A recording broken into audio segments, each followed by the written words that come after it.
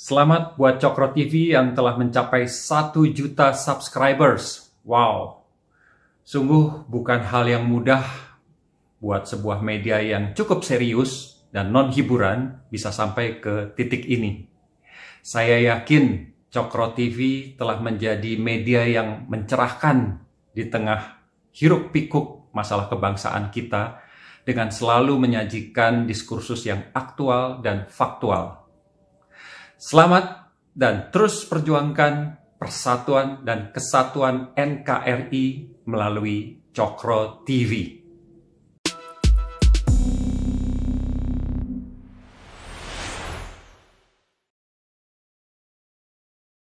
Assalamualaikum warahmatullahi wabarakatuh. Berjumpa kembali dengan catatan Syafiq Hasim. Desember itu identik dengan bulan Gus Dur.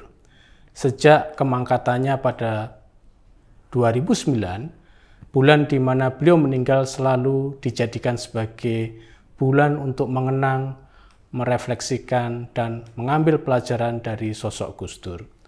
Kehidupan Gus Dur bukan hanya bermakna bagi kaum Nahdliyin saja, namun bagi keseluruhan rakyat Indonesia. Kaum minoritas di Indonesia selalu menjadikan Gus Dur sebagai ikon mereka, ikon manusia terbuka, manusia pluralis, manusia yang mengutamakan penghormatan hak asasi manusia dan demokrasi.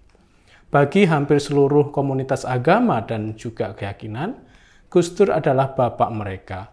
Gus Dur pada masa hidupnya adalah tempat mengadu segala jenis manusia dengan latar belakang yang berbeda-beda, latar belakang agama, politik, dan kaya miskin. Catatan saya kali ini ingin menyoroti sosok Gus Dur. Perannya yang penting dijadikan sebagai cermin untuk mengurai masalah kehidupan sosial, politik, dan keagamaan masa kini.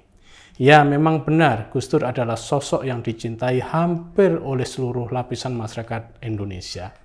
Kepergiannya pada Desember 2009 tidak hanya dihantar oleh ratusan juta mata memandang upacara pemakamannya, namun juga diingat. Meskipun demikian, ada saja dari bagian masyarakat yang tidak suka dengan Gus Dur.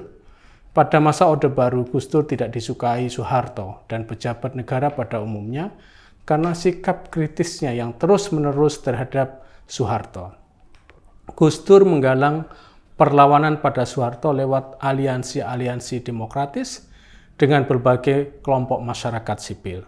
Gus Dur mendirikan Forum Demokrasi sebagai ruang publik untuk mengkritik dan memberikan saran pada Soeharto bagaimana Soeharto sebaiknya menjalankan pemerintahannya.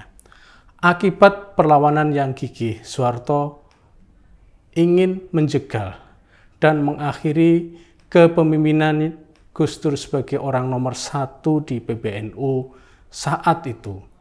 Puncak kedongkolan Soeharto adalah Muktamar NU 1994 di Cipasung, di mana Soeharto merekayasa aparatnya untuk menghalangi Gus Dur terpilih lagi sebagai Ketua Umum PBNU. Upaya Soeharto gagal meskipun secara politik Gus Dur berlawanan dengan Soeharto, namun secara manusia Gus Dur tetap berhubungan baik dengan Soeharto.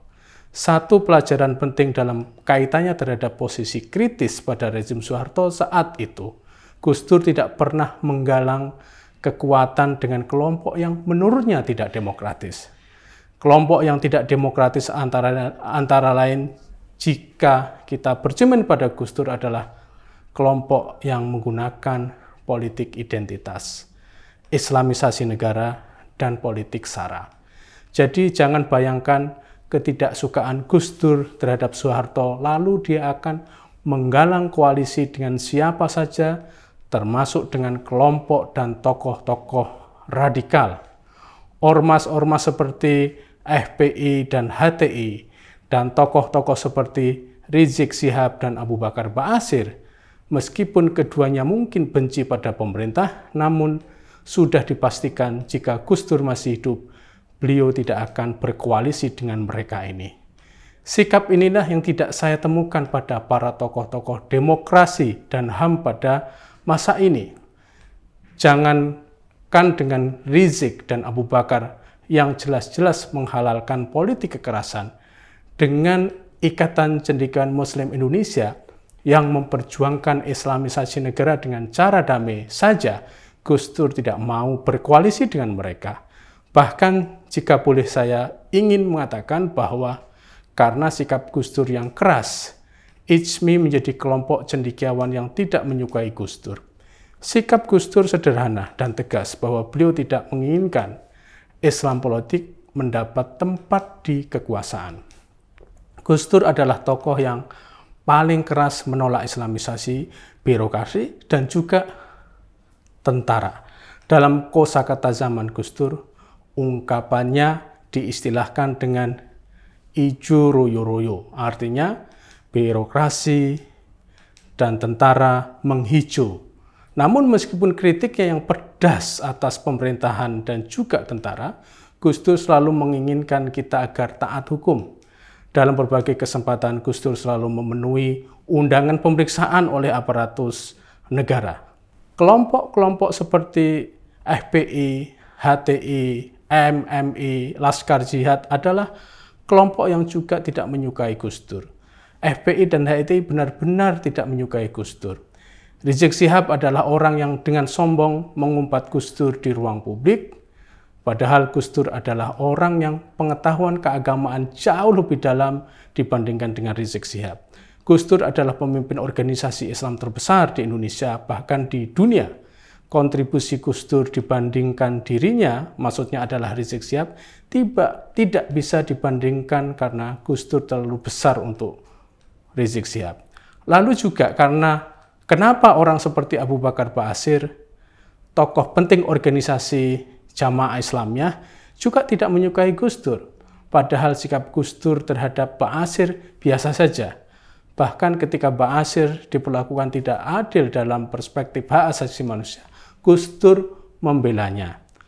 Ternyata alasan utama kelompok dan tokoh-tokoh yang benci pada Gus Dur karena Gus Dur menjadi penghalang perjuangan mereka untuk menjadikan Indonesia sebagai negara yang mereka cita-citakan. Mereka mencita-citakan Indonesia sebagai negara berdasar agama.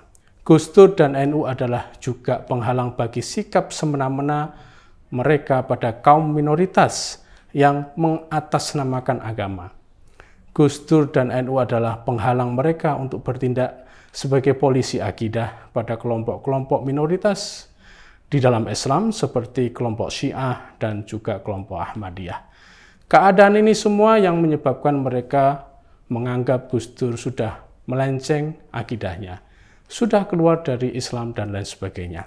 Sebagai catatan, jika kita ingin menyelesaikan carut-marut hubungan agama, negara, dan demokrasi, maka Gus Dur adalah inspirasi yang perlu kita ambil. Pemerintah dan rejim sekarang perlu untuk mengambil ketegaran dan juga konsistensi Gus Dur dalam memandang hubungan negara dan agama pada satu sisi, dan demokrasi dan hak asasi manusia pada sisi yang lainnya. Demikian, wassalamualaikum warahmatullahi wabarakatuh.